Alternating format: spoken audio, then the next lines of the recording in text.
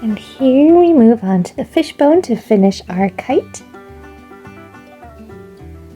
So the fishbone stitch is a way of filling in, like you're drawing with a crayon or you're painting an art piece.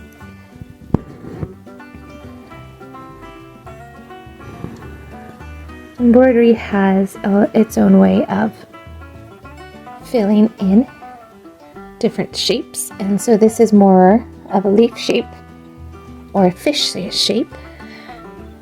And so you go down like that, you come up to the right side, following the line there, and we go right in front of that first stitch there. And then we repeat on the left side, right there, and we go in front here.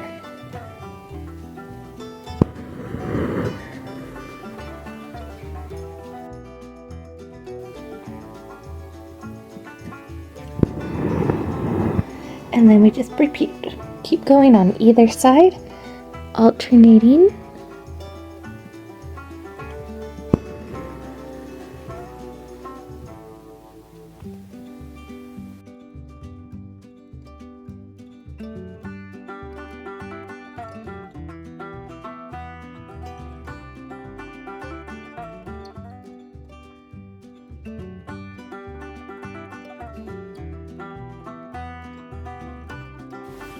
Here is the last stitch.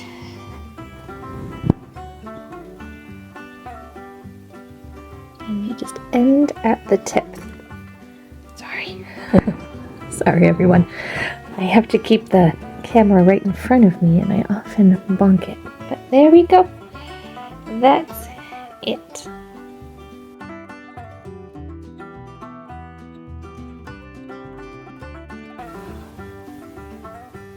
Okay, we have now made it to the bullion stitch.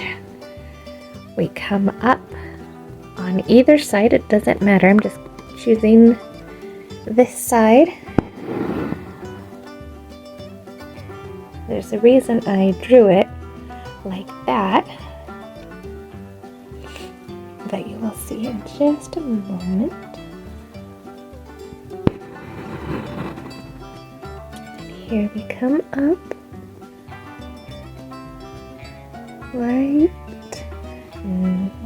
Right next to it,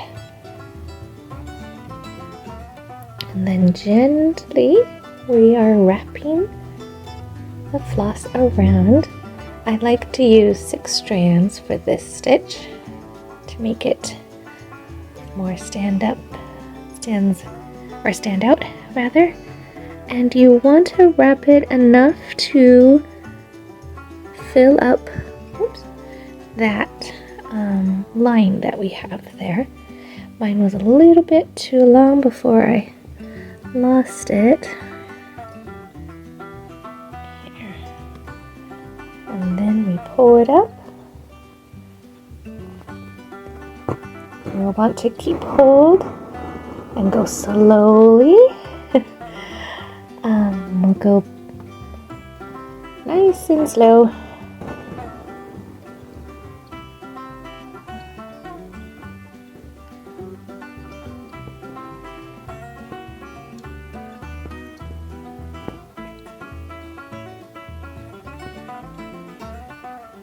This takes a little bit of practice, but you just wiggle it with your finger, make it bow to your will, and we go in just a wee bit above that stitch to lock it in place.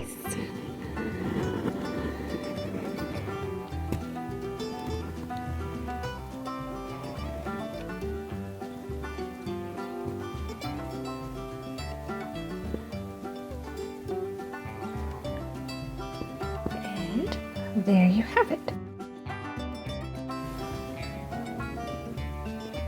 Now, if you would like to practice this more than the 3 times I have here, you are, of course, welcome to add some more caterpillars.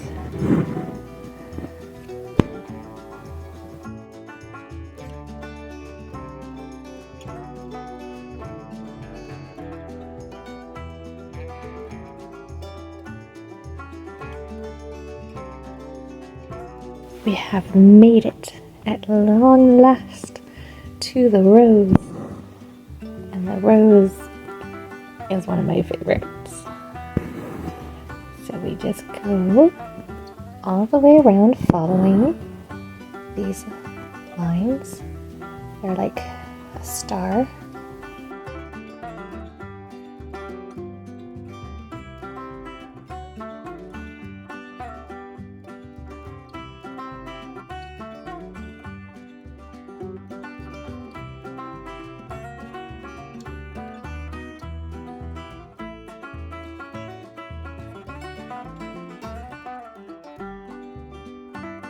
There we have it.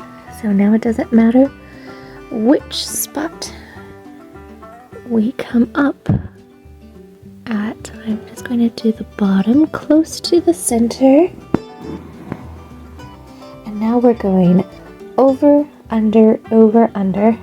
And so we're going over this one and under this one. We're not going through the fabric. Repeat over this one, under this one, over this one, and under this one.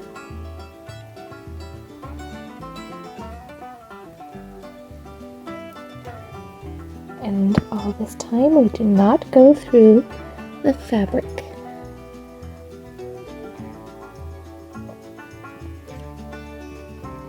So just gently pull on this as you go around and around and around. And the best thing about this going around is that you don't get dizzy.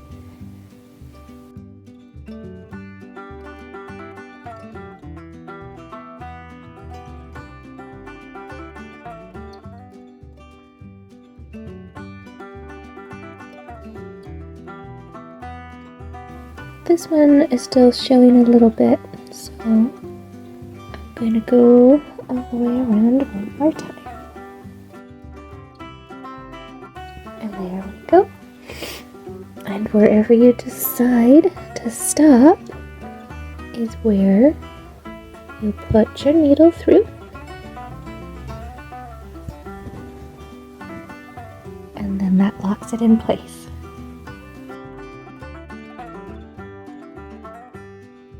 And then you just repeat on the other side.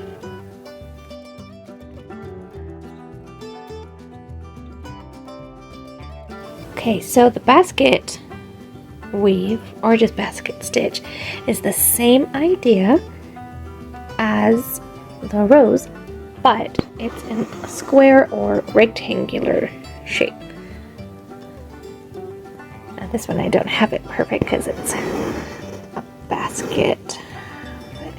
So you just go follow the vertical lines all the way across.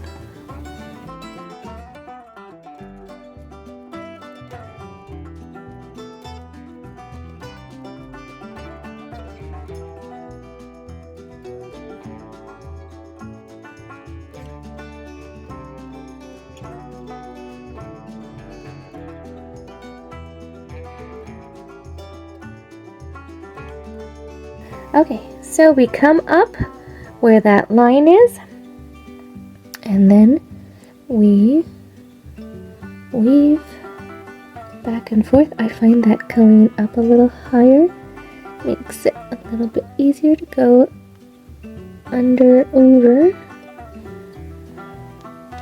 and then we pull through, and we want this to stay put. We want a very obedient floss here, so we go down next to the line. And then we come up for the next line, and then we repeat. So, fun fact, this weaving in and out, this is a very basic weave for making fabric. Oops.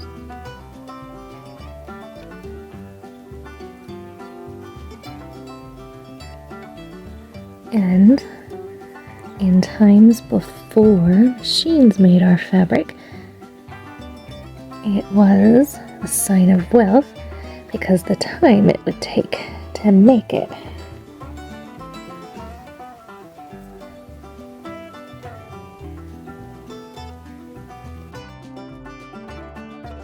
But here we go back.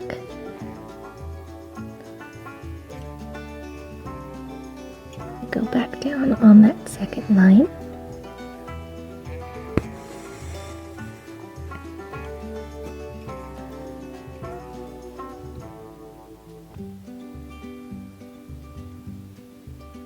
Oh.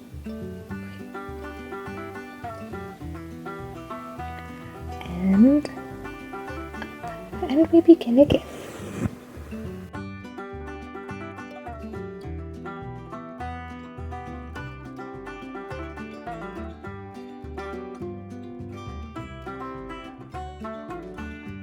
Okay, we are at the end, and you just put your needle down next to your last spot and just lock it in place. And there you go, there's the basket weave. And there you have it, that's all of the stitches. Now I'm going to go back and do the outline stitch here and there. So I'm going to do blue here, blue around here, and then the light green here. But you're welcome to do whatever color you like.